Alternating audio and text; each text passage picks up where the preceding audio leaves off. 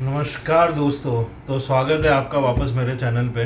और international break चल रहा है, तो ये जो टाइम है ये फुटबॉल से थोड़ा ऑफ टाइम है, पर हम कहाँ फुटबॉल छोड़ने वाले हैं। तो आओ चलो आज एक चीज़ पे बात करते हैं। आज इंटरेस्टिंग एक टॉपिक पे बात करते हैं। आज एक ऐसी बात करते हैं जो काफ़ी कम लोग छेड़ते हैं लेकिन सब लोग फील करते हैं। आज बात करते हैं दोस्तों अफ्रीकन फुटबॉलर्स की। आज बात करेंगे उन फुटबॉलर्स की जो अफ्रीकन ओरिजिन से हैं पर यूरोप में खेलते हैं। अभी रिसेंट केस से स्टार्ट करते हैं दोस्तों। इडन हज़ार्ड आज रिटायर हुए हैं। नहीं, इडन हज़ार्ड जो है वो अफ्रीकन प्लेयर नहीं है ही, वो तो बेल्जियम है। पर इडन हज़ार्ड आज रिटायर हुए हैं या कल रिटायर हुए हैं, रिसेंटली अभी 1-2 दिन पहले ही रिटायर हुए हैं। और आप देखिए कि उन्होंने चेल्सी में बहुत खूबसूरत करियर रहा उनका, लिल में बहुत खूबसूरत करियर रहा उनका, है ना। लेकिन मैड्रिड में उतने ही पिट गए, कुछ करियर रहा नहीं, कुछ ज़्यादा कर नहीं पाए। लेकिन फिर भी उनको ज़्यादा तारीफ़ मिलती है मोहम्मद साला से। ऐसा क्यों? क्या मोहम्मद साला उनसे ज़्यादा काबिल नहीं है? मेरी नज़र में तो मोहम्मद साला उनसे ज़्यादा काबिल है। लेकिन क्यों उनको इतना रिकग्निशन क्यों नहीं मिलता? क्यों साला को रोबिन जैसा, अर्जुन रोबिन जो कि एक नीदरलैंड्स के प्लेयर है और जो बायर्न म्यूनिख के लिए खेलते थे, उतना रिकग्निशन नहीं क्यों नहीं मिलता? क्यों नहीं मिलता? क्योंकि सिर्फ वो एक अफ्रीकन प्लेयर है इसके लिए। ये गलत है दोस्तों। तो अफ्रीकन प्लेयर्स का ओरिजिन प्रीमियर लीग में कब आया, इसके लिए इतिहास के पन्ने पलटेंगे। सबसे पहले जहाँ तक मेरे को ध्यान है 1909 में स्पर्स के लिए एक अफ्रीकन प्लेयर खेले थे। नाम याद नहीं आ रहा है मेरे को, लेकिन थोड़े और पन्ने पलटते तो आते हैं 1969 में, जब मैनचेस्टर यूनाइटेड के लिए सबसे पहले टॉनी वेलन जो करके प्लेयर है वो खेले थे। अब देखो यूनाइटेड में 69 में खेले तो आर्सेनल का पीछे रहने वाली है। 1971 में ब्रैंडन बेस्टन आए आर्सेनल में आए। 1980s में लिवरपूल की एक फेमस प्लेयर हॉवर्ड गिल। और जब आर्सेनल, यूनाइटेड, लिवरपूल आ गई तो चेल्सी क्यों पीछे रहेगी? चेल्सी में एक प्लेयर थे पॉल कॉनवेल के लिए तो ये भी कहा जाता है कि उनके खुद के प्लेयर्स, उनके खुद के फैंस उनको चिढ़ाते थे उन शब्दों से जो मैं यहाँ पे कहना नहीं चाहूँगा। एक फ्रूट के नाम पे, एक एनिमल के नाम पे डिस्क्रिमिनेट करते थे। उनके ओरिजिन को लेके, उनके बैकग्राउंड को लेके उनको चिढ़ाते थे। तो ऐसे में प्लेयर कैसे फुटबॉल खेले? वुमनाइजर बन गए, वो ड्रग एडिक्ट हो गए, शराब के नशे में, कोकेन के नशे में डूबे रहे। और ठीक है, एक विंगर थे वो, लेकिन इतना फिर ज़्यादा अपना अच्छा करियर बना नहीं पाए वो, क्योंकि ये सब परेशानी से उबे कि फुटबॉल खेले। यही चीज़ है।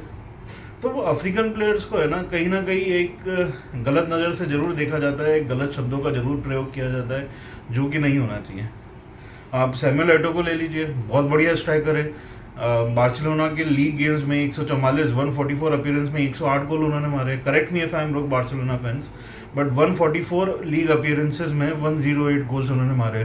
फिर भी उनकी कहीं पे भी टॉप बार्सिलोना स्ट्राइकर या टॉप ला लीगा स्ट्राइकर्स में उनका कहीं जिक्र ही नहीं होता है, या टॉप स्ट्राइकर्स में उनकी कोई बात ही नहीं करता है। बात कर लीजिए आप बैलोटेली की। चलिए, वो एक अडॉप्टेड चाइल्ड थे इटालियन कपल द्वारा, लेकिन जब भी वो कुछ करते थे मीडिया उनके पीछे पड़ जाता था। क्यों भाई? ज़्लाटन अब्रामोविच का एटीट्यूड भी तो वैसा ही था। अब्रामोविच को आप क्यों नहीं बोलते थे? लेकिन वाई ऑलवेज मारियो बैलोटेली? भाई मारियो बैलोटेली बहुत सारा डोनेशन भी करते थे उनको पुलिस ने पकड़ लिया और बोलते कि आपके पास इतना कैश क्यों है? अरे कैश है, पैसा है, फुटबॉलर है, आपको क्या दिक्कत है यार? Why you are biased towards the African footballers? Let them play. African descendant, African origin है, उनको खेलने दो ना। क्यों उनके पीछे पड़ के आपको उनको डिस्क्रिमिनेट करना है? ये बहुत ही सेंसिटिव टॉपिक है दोस्तों। African footballers, it really hurts. आपको एटो का मैंने बताया, आप याया टोरे को देखिए, आप कोलो टोरे को देखिए, टोरे ब्रदर्स, उन्होंने अपनी कंट्री के लिए क्या नहीं किया है। आप सादियो माने को देखिए। भाई सादियो माने तो टूटा हुआ फ़ोन यूज़ करते हैं, और ऐसा फ़ोन यूज़ करते हैं जो टूट गया है। और जब उनसे बोला कि स्क्रीन रिप्लेस, बोला मेरे को ज़रूरत ही नहीं है अभी मेरा जैसा चल रहा है वैसा बढ़िया है। भाई ये होता है, उन्होंने वो गरीबी देखी, उनको पता है वो कौन से लेवल से आए अपनी कंट्री में। भाई वो फुटबॉल स्कूल्स बनाए उन्होंने। विक्टर ओसिमैन का रिसेंट केस था टिकटॉक का, उनका क्लब ही उनको मॉक कर रहा है, बताओ। ऐसे में कौन छोड़ के नहीं जाना चाहेगा क्लब? बहुत बड़ी बात है ये तो कि विक्टर ओसिमैन ने कोई एक्शन नहीं लिया उनके क्लब के अगेंस्ट। बहुत गलत था ये।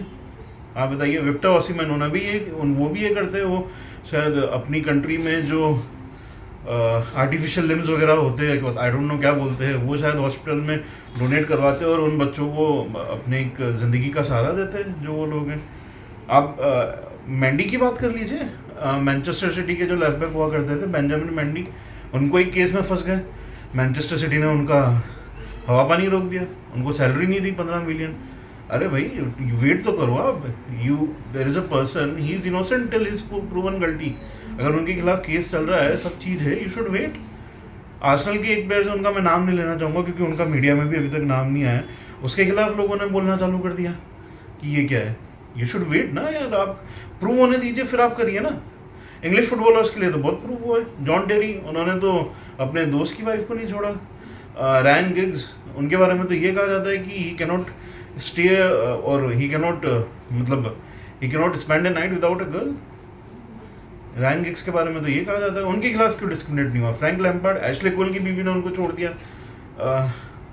अफेयर्स की वजह से। क्यों? दूसरों की बीवी की न्यूज़ क्यों नहीं आई? रूनी की वाइफ का क्यों नहीं आया? एशले कोल की बीवी का इतना क्यों आपने बनाया? फ्रैंक लैम्पार्ड की वाइफ का इतना क्यों नहीं हुआ? बताइए। रूनी का केस देख लीजिए आप, इंग्लिश फुटबॉल में दूसरे को देख लीजिए। जब इंग्लिश फुटबॉलर्स की बात आती है या नॉन अफ्रीकन डिसेंडेंट्स फुटबॉलर्स की बात आती है, तब तो एक वहाँ पे आप प्राइवेसी एक्ट लगा देते, नहीं इस बारे में कोई बात नहीं करेगा।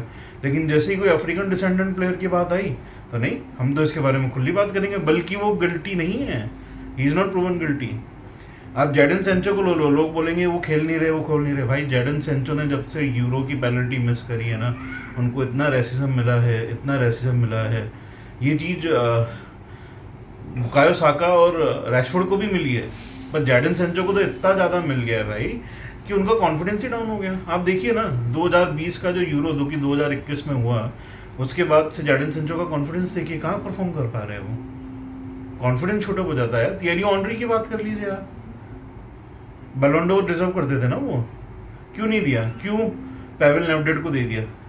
हर कोई फैन इस बात से अग्री होगा, भले वो आर्सेनल हो, बारसा हो, दुनिया में फुटबॉल फैन कोई भी हो, हर कोई फैन इस बात से अग्री होगा कि Thierry Henry was deserving Ballon d'Or, लेकिन नहीं दिया। भाई मेरे को तो एक ही याद आ रहे हैं, एक प्रेसिडेंट है, मैं उनका नाम बोल रहा हूँ, शायद वीए, लाइबेरिया के जो प्रेसिडेंट है, वही एक बहुत बड़ी पोजीशन तक पहुँच पाए फुटबॉल में, अफ्रीकन डिसेंडेंट हो गया, और वो अपनी कंट्री के प्रेसिडेंट या प्राइम मिनिस्टर बने हैं। बाकी मेरे को याद नहीं है कि अफ्रीकन फुटबॉलर ने कोई बहुत ज़्यादा बाद में उनकी रेस्पेक्ट करी है। ड्रॉगबा, भाई उनका तो वीडियो लोगों ने लीक कर दिया और उनका तो डाइवोर्स हो गया भाई इस चक्कर में। क्यों आप अफ्रीकन फुटबॉलर्स के खिलाफ ऐसा कर रहे हैं? कोचेस याद है आपको? कितने कोचेस हैं अफ्रीकन? आप गिन लीजिए, पैट्रिक वेरा और Vincent Kompany, Chris Hughton, Nuno Espirito Santo, Ruud Gullit, Darren Moore, इनके अलावा मेरे को नाम याद नहीं है। क्यों? डेविड विया को आप इतना ग्लोरीफाइड करते हैं, बहुत अच्छे स्ट्राइकर, मैं मना नहीं कर रहा हूँ, उन्होंने 166 मैचेस लगाए वालेंसिया के लिए 108 गोल मारने के लिए। वो चीज़ सैमुअल एटो ने 144 मैचेस में कर दी। ऐसा क्यों है अफ्रीकन प्लेयर्स के सामने? ये बहुत गलत है ना, ऐसा होना नहीं चाहिए भाई। एक तरफ तो आप ठीक है, आप आजकल आप पैरिटी में इशूज़ था भाई। जॉन टेरी को चेल्सी 175,000 देती थी, ड्रॉगबा को 130 देती थी, जबकि ड्रॉगबा उनसे अच्छा ही करते थे। ठीक है, इंग्लिश प्लेयर थे, ज़्यादा सैलरी है वो, पर पे पैरिटी रहनी चाहिए ना यार अफ्रीकन प्लेयर्स की भी। अब अभी भी देख लीजिए, अभी जाके थोड़ी सही हुई है जब एम्बापे की कॉन्ट्रैक्ट हुई है या साला को उन्होंने दिया। मैं तो साला को देखो, गैरेथ बेल अपनी जगह है, हज़ार्ड भी अपनी जगह बहुत सही है, लेकिन आप देखिए कि ग्लोरीफाइड राइट विंगर बेस्ट जो है वर्ल्ड में आज की तारीख में, या लेफ्ट विंगर, आप कुछ भी ले लीजिए भाई, वो मोहम्मद साला ही है, और उनके बाद बुकायो साका है आज की तारीख में। ओवरऑल तो बहुत नाम आ जाएंगे। मोहम्मद साला रॉबिन से अच्छा करते हैं, लेकिन उनको वो रिस्पेक्ट ही नहीं मिलती है। क्यों ऐसा? अफ्रीकन प्लेयर्स की लाइफ मैटर करती है ना, तो उनको भी उतना रिस्पेक्ट मिलना चाहिए ना, नहीं देते। तो ये आज की वीडियो को इस एक टॉपिक को मैं डिस्कस करना चाहता था। अब आर्सेनल की टीम को ले लीजिए। आर्सेनल ने 2005 में 9 अफ्रीकन डिसेंडेंट प्लेयर्स के साथ टीम स्टार्ट करी थी। उस चीज़ की तारीफ तो नहीं करी, उस चीज़ को क्रिटिसाइज़ कर दिया। अरे क्यों क्रिटिसाइज़ करना है आपको यार? आप तारीफ करिए ना। Arsenal is one of the first club who glorifies African players. उनके लेजेंड्स है अफ्रीकन डिसेंडेंट के players. Arsenal is one of the first club who recognise. Yaya Toure, उनको बार्सिलोना में भी किसी से इशू था, बार्सिलोना को भी उनको इशू था, मैनचेस्टर सिटी में भी इशूज़ नहीं थे। ये सब अपने कंट्रीज़ के लिए बहुत कुछ किया है इन्होंने गरीबी मिटाने के लिए। भाई ड्रॉगबा ने तो एक सिविल वॉर तक रुकवा लिया था आइवरी कोस्ट में, पता है आपको? सिविल वॉर चल रहा था कंट्री के अंदर, वो रुकवा दिया। ये पावर है इनकी यार। आप इमेजिन करिए, इकार्डी और मैक्सी लोपेस का केस ले लीजिए। इकार्डी मैक्सी लोपेस की बीवी को भगा के लेके चले गए, उनके ऊपर केस हुआ। सिर्फ अर्जेंटाइन टीम के पीछे उन्होंने, मतलब अर्जेंटाइना के लिए नहीं खेल रहे, लेकिन बाकी क्लब्स उनको ले रहे हैं ना। पीएसजी ने लिया, गैलातासराय ने लिया, इंटर ने भी उनको खिलाया। अब इमेजिन करिए एक अफ्रीकन प्लेयर अगर किसी नॉर्मल यूरोपियन प्लेयर की या नॉर्मल साउथ अफ्रीकन प्लेयर की, सॉरी साउथ अमेरिकन या जो भी फुटबॉल प्लेयर है नॉर्मल, उनकी वाइफ को लेके भाग जाए, क्या उनको ये पब्लिक जीने देगी? आप बताइए मेरे को। लुइस सुआरेज़ ने जो पैट्रिक एवरा के साथ किया, वो सही है? बिल्कुल भी नहीं। विनीसियस जूनियर के साथ क्या हुआ? ये तो रिसेंट केस है, मैच रुकवा दिया उन्होंने मई में, जून में, जब भी हुआ विनीसियस जूनियर के साथ। बहुत गलत। आप एक फ्रूट के नाम से, एक एनिमल के नाम से किसी प्लेयर को चढ़ा रहे हैं, बिल्कुल भी सही नहीं है ये। This is not in all acceptable guys. You need to respect the players. आपको सेम रिस्पेक्ट जो आप दूसरे फुटबॉल प्लेयर्स को देते हैं, वही अफ्रीकन डिसेंडेंट के फुटबॉल प्लेयर्स डिजर्व करते हैं, उनको मिलना चाहिए और उनको देना भी चाहिए। ये मेरा मानना है। बहुत सारे केसेस हमने ऐसे देखे हैं जहाँ पे लोगों के करियर ख़राब हो गए हैं दोस्त।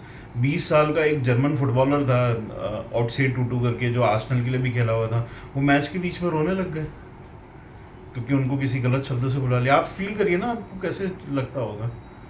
आपको अगर कोई मतलब रेसिज्म तो छोड़िए, आपको कोई गलत शब्दों से भी बुला ले, आपका नाम भी बिगाड़ दे यार, तो आपको कैसा लगेगा कि यार ये तो ऐसा है, ये वो ऐसा। मैं कुछ शब्दों का इस्तेमाल नहीं कर रहा हूँ क्योंकि मैं वो करना नहीं चाहता, लेकिन आपको कैसा फील होगा?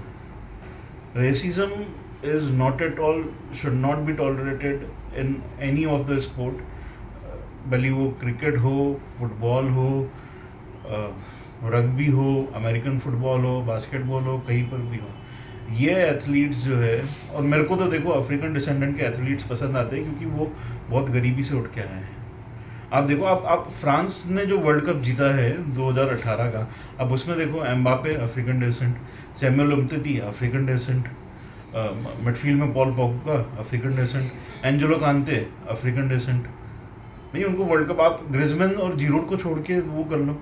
आप है ना, जीरोड की वो जो गोल है, जो उन्होंने गोल मारा है स्कॉर्पियन गोल, उसकी आप जरूर बात करोगे, लेकिन किसी भी अफ्रीकन प्लेयर, आप ड्रॉगबा का गोल देख लो चैंपियंस लीग विनर वाला, उसकी इतनी तारीफ नहीं होती जितनी जीरोड के स्कॉर्पियन किक की तारीफ होती है। क्यों?